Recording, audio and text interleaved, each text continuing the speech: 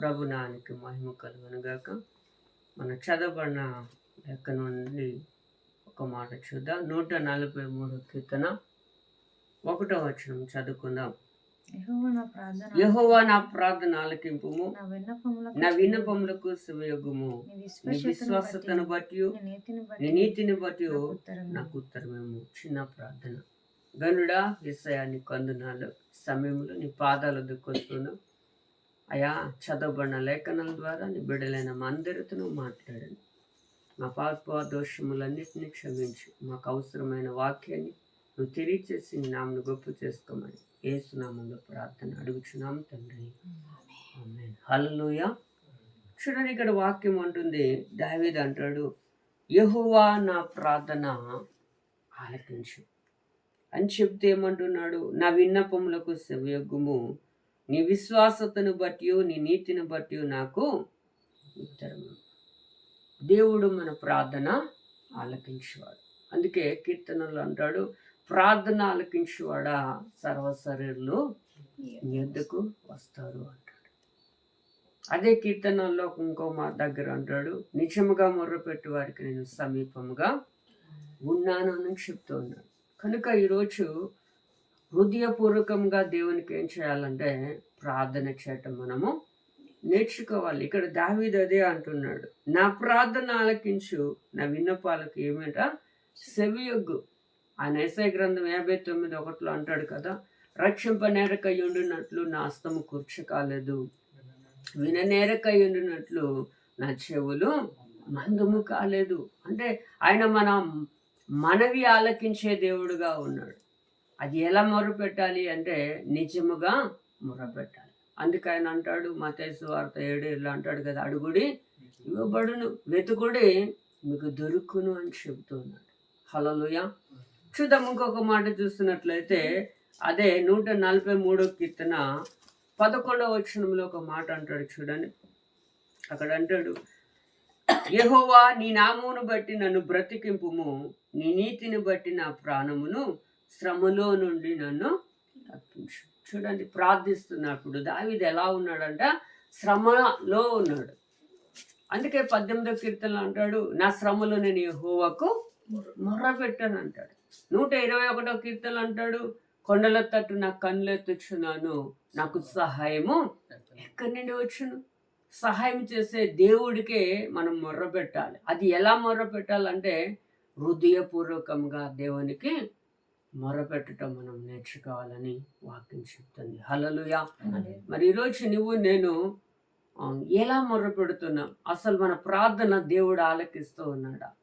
దేవుడు ఆలకించేలాగా మన యొక్క ప్రార్థన జీవితం ఉండాలని ఇక్కడ దావీదు ద్వారా మనము నేర్చుకోగలుగుతాం. హల్లెలూయా. అందుకే ఇంకొక మాట అంటాడు చూడండి, యోహాను సువార్త 1వ యోహాను పత్రిక 1వ అధ్యాయము 9వ వచనంలో ఒక మాట చెప్తూ వస్తున్నాడు. మన పాపములను మనం ఒప్పుకొని ఎడల ఆయన నమ్మదగిన వాడును నీతిమంతుడును గనుక ఆయనే మన పాపములను క్షమించి సమస్త దుర్నీతి నుండి మనలను పవిత్రులుగా చేయను. చూడండి, మనం ప్రార్థన చేసినప్పుడు ఏం చేయాలంటే మన పాపాలను మనము ఒప్పుకోవాలి. ఎందుకు ఒప్పుకోవాలంటే పాపము దేవుడికి నీకు అడ్డుగా ఉంటుంది కనుక. ఆ పాపం ఎప్పుడైతే తొలగించబడుతుందో అప్పుడు మన ప్రార్థన దేవుని దగ్గరికి నేరుగా చేరగలుగుతుంది. అందుకే ఇక్కడ వాక్యం అంటుంది, మన పాపములు మనం ఒప్పుకొని ఎడల ఆయన ఎలాంటి వాడంట? నమ్మదగిన దేవుడై ఉంటున్నాడంట. హల్లెలూయా. ఏం చేస్తున్నాడు? ఆయన మన పాపములను క్షమించి సమస్త దుర్నీతి నుండి మనల్ని ఏం చేస్తాడట?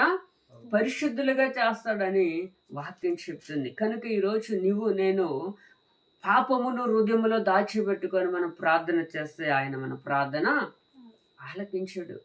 ఎందుకని ఆయన పరిశుద్ధమైన దేవుడు. మన ప్రార్థన ఆయన ఆలకించాలి అంటే మన హృదయములో ఉన్న ప్రతి కల్మషం ఏం చేయాలి? దూరపరచబడాలి అని వాక్యం చెప్తుంది. ఇక్కడ ఇంకొక మాట చూస్తున్నట్లయితే 71వ కీర్తన 2వ వచనములు కూడా అంటాడు, నీ నీతిని బట్టి నన్ను తప్పించుము, నన్ను విడిపింపుము, నీ సెవియొగ్గి నన్ను రక్షింపుము. చూడండి, దేవుడు ఎవరి ప్రార్థన ఆలకిస్తాడట అంటే నీతిగా ఉన్నవారి ప్రార్థన, యథార్థవంతుల యొక్క ప్రార్థన. అందుకే ఆయన ప్రార్థన ఆలకించే దేవుడుగా ఉన్నాడు. ఈరోజు మన ప్రార్థన దేవుడు ఆలకించాలంటే మనము కూడా దావీదు వలె మన యొక్క స్థితి ఉండాలి. యథార్థంగా మన జీవితం ఉండి ఆయనకు ప్రార్థన చేస్తున్నప్పుడు దేవుడు ఏం చేస్తాడు? మన ప్రార్థన ఆలకించేవాడుగా ఉన్నాడు. హల్లెలూయా. ఇంకొక మాట మనం చూస్తున్నట్లయితే 31వ కీర్తన 1వ వచనములు కూడా ఆయన ఒక మాట చెబుతూ వస్తున్నాడు. చూడండి, యెహోవా నీ శరణుజొచ్చి ఉన్నాను, నన్నెన్నడును సిగ్గుపడనీయకుము, నీ నీతిని బట్టి నన్ను రక్షింపుము. ఏమంటున్నాడు చూడండి, నన్ను సిగ్గుపడనీయొద్దు. మన దేవుడు సిగ్గుపరిచే దేవుడా? కాదండి. అందుకే వాక్యం ఉంటుంది, సింహం పిల్లలు లేమి కలవై ఆకలి కొనును, కానీ నన్ను ఆశ్రయించి వారికి ఏ మేలు కొద్దువై ఉండదు. దేవుడు నమ్మిన వారికి ఎన్నడూ సిగ్గు అనేది ఉండదు. అందుకే ఇక్కడ అంటున్నా, నేను శరణుజొచ్చునయ్యా, నన్ను ఏం చేయమంటున్నావో రక్షించు అని ఇక్కడ ఏం చెప్తున్నాడు? దావీదు ప్రార్థన చేస్తున్నాడు. ఈరోజు నేను కూడా, ప్రభా నా ప్రాణాన్ని నువ్వు కాపాడు, నన్ను రక్షించు అని ప్రార్థన చేయాలి. అందుకే వాక్యం అంటది పరలోక ప్రార్థనలో, నన్ను శోధనలో తెక దుష్టుని నన్ను తప్పించు.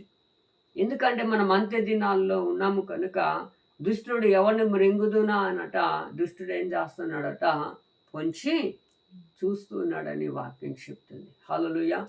మరి ఈరోజు నేను కూడా ఆ యొక్క దుష్టుని యొక్క నుండి, అంటే దుష్టుడు కలగజేసే ప్రతి శ్రమ నుండి తప్పింపబడాలంటే హృదయపూర్వకంగా ప్రార్థన చేసేవారిగా ఉండాలి.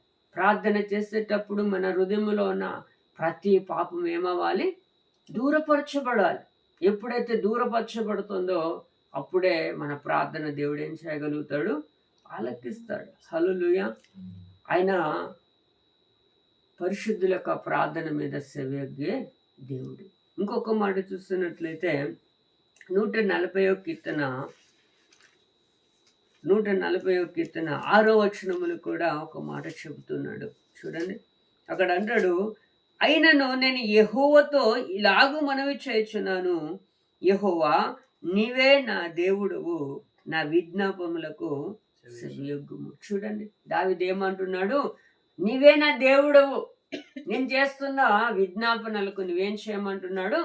సెవియొగ్గు అంటున్నాడు. అందుకే ఎందుకు అంత ధైర్యంగా మాట్లాడుతున్నాడు అంటే దావీదు యొక్క హృదయము దేవుని యొక్క హృదయముతో ఏకమైపోయినది కనుక. హల్లెలూయా. అందుకే అంత ధైర్యంగా చెప్పగలుగుతున్నాడు. ఈరోజు నేను కూడా దేవునికి అలా అడగటం మనం నేర్చుకోవాలి. ప్రభువా నా విన్నపాలకు నువ్వు ఏం చేయాలి? సెవియొగ్గు, నాకు సమాధానము కావాలి అన్నది అడగాలి మనం. అప్పుడే దేవుడు నా ప్రార్థన ఆలకించగలుగుతాడు, జవాబును సంపూర్ణంగా ఇవ్వగలుగుతాడు. ఇంకొక మాట చూస్తున్నట్లయితే ఇంకొక దగ్గర అంటాడు. చూడండి, 2 సమూయేలు రాసిన గ్రంథము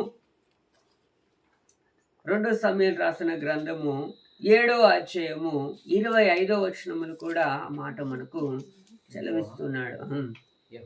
యెహోవా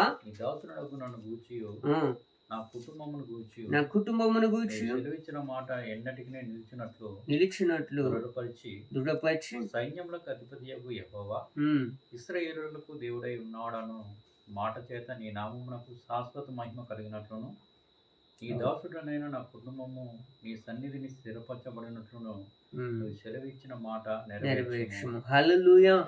చూడండి, ఇక్కడ ప్రార్థన చేస్తున్నాడు. దేవా యెహోవా నీ దాసుడనగు నన్ను గూర్చి నా కుటుంబము గూర్చి నువ్వు సెలవిచ్చిన మాట ఎన్నటికీ నిలిచినట్లు దృఢపరచు.